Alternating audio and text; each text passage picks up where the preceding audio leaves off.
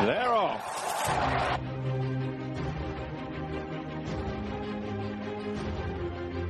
All comers, all ground, all fit. Frankel won the champion stakes and lives up to the title.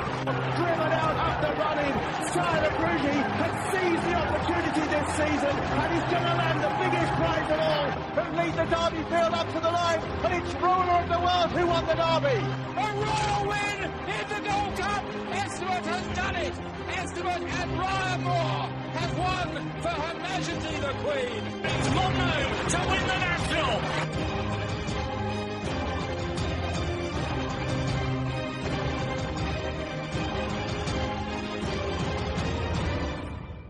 Welcome back to the Picks and Paddocks podcast with me, David Weldon, joined as ever by Carl Headley, Chris Connolly and Rory Paddock. We are going to be looking forward to the final Group 1 of the flat season, which is the Racing Post Trophy for 2-year-olds, and we'll also be having a look and trying to mark a card for this really the start of the jump season with the showcase meeting at Cheltenham and also the all-round meeting at Aintree on Sunday. We will start off with getting the City Flat out of the way, and the Racing Post Trophy. Foundation is a fairly strong favourite here at around the even money mark, probably just the shades of odds on in places. Fairly solid horse with form in front of Deauville the last time, who reopposes here, or looks likely to reoppose here.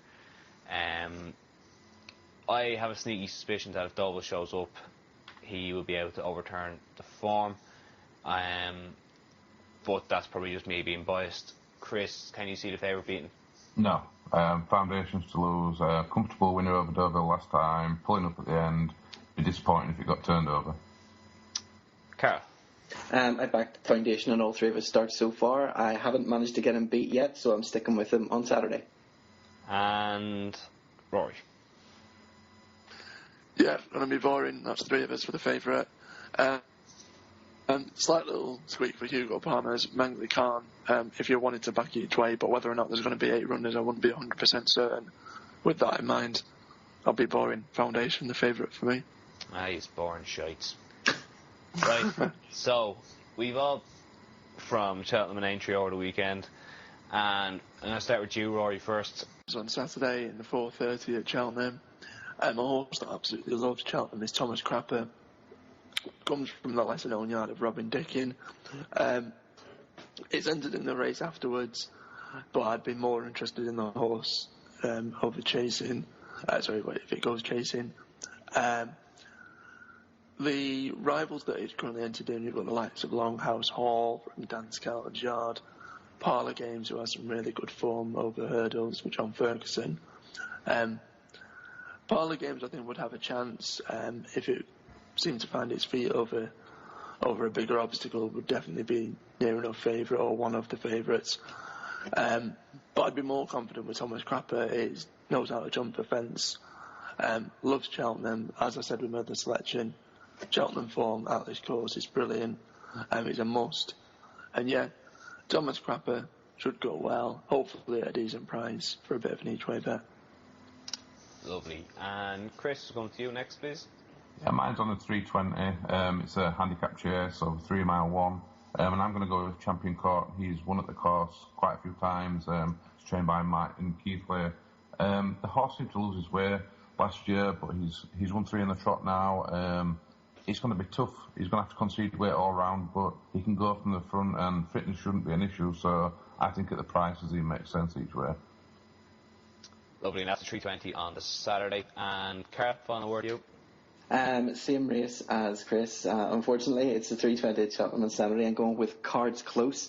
This time he's only had 10 career starts so far, and he's won 4 of those. He had his first run in 8 months last time out, where he finished 4th of 13 to drop out Joe at Chepstow.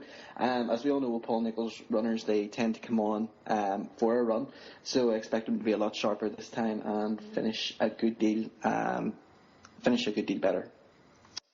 My first selection, actually in fact both my selections, I'll run through them now, come from Aintree on Sunday. The first is in the half 3. It's the Old Roan Chase, the grade 2. And my selection is a horse I've been following for what seems like an age, and it's Bywise of Evan Williams. This horse has all the potential in the world. It just needs to learn how to jump a fence properly. I don't know how it's been beaten in the last 2 Cheltenham festivals. Just hasn't jumped and stayed on up the hill. Did the same the Paddy Power Chase last year as well. But has won around over fences around on a more kind of easier track like Aintree is, and I think a few of these probably won't show up, like Rajani Express, John Spirit has other engagements, and this race could probably fall apart a bit. And I think Bywise is available around 7-1 at the moment. I think it's a great little price. And my other one comes in the next race. It's a novices handicap hurdle, and there's a horse who has been running on the flat for John Quinn, has had 3 runs over hurdles and has gained a rating of 113. I think that grossly underestimates the potential of this horse. Trendsetter is the name of the horse, and it's rated on the flat, has been rated nearly as high as 90. To me, that would probably lead to a rating over hurdles if correlating that form across over hurdles to around a rating of 130, 135. So with that in mind, he has probably about £20 in hand, and I can see him putting in a bold bid as he should be fit coming off the flat as well. That's it for this weekend. Join us next week where we'll be kicking on with Breeders' Cup and the Charity Hall, as well as the 2-day meeting from Down Royal as the jump season really kicks on. Stay updated with all our racing news and picks by hitting that like button on our Facebook page or by following us on Twitter @PicksPaddock. Railta Horse Racing Club at the UK and Ireland's fast emerging National Hunt Horse Racing Syndicate, with shares available in well-bred horses in training, with Ulster National winning trainer Stuart Crawford. Railta welcome new inquiries. For more information, visit railtahorseracing.com and follow them on Twitter @RailtaNH.